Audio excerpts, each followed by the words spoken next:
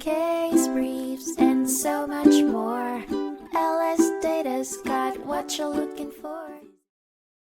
In a landmark 1963 case, the Supreme Court of the United States overturned a lower court's ruling, alleging that the Singer Manufacturing Company, together with Gegoff and Vigorelli, conspired to monopolize the market for household zigzag sewing machines, a serious violation of the Sherman Act.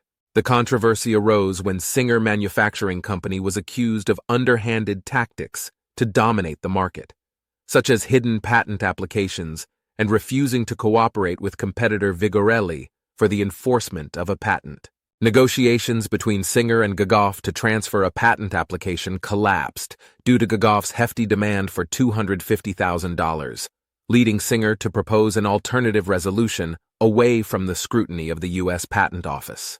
Further scrutiny of Singer's actions exposed a common intention to exclude the competition from Japanese sewing machines, going as far as appealing before the U.S. Tariff Commission. Singer suggested patent lawsuits against each of the importers in the U.S., ostensibly to protect patent rights, but largely seen as an effort to gain an unfair competitive edge. The Supreme Court disagreed with the lower court's original judgment, emphasizing that the violation of antitrust laws hinged on the intent to suppress the competition rather than the validity of the patent in question.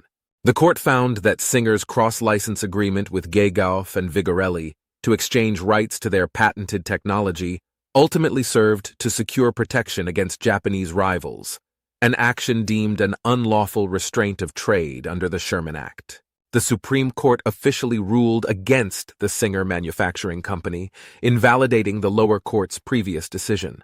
Hence, even with a valid patent, no company can escape the reach of the Sherman Act if its actions transcend the parameters of the patent monopoly.